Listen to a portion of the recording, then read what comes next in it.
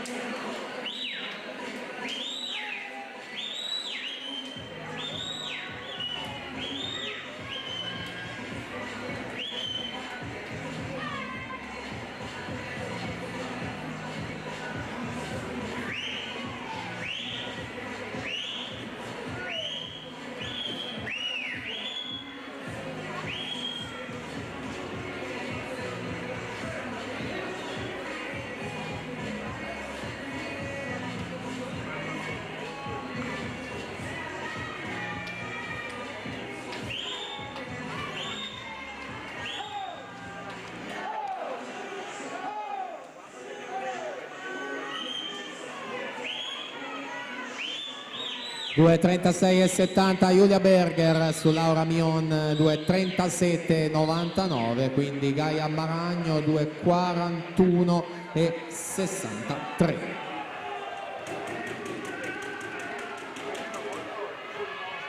Archiviata quindi la rana junior femmine, alla partenza junior maschi.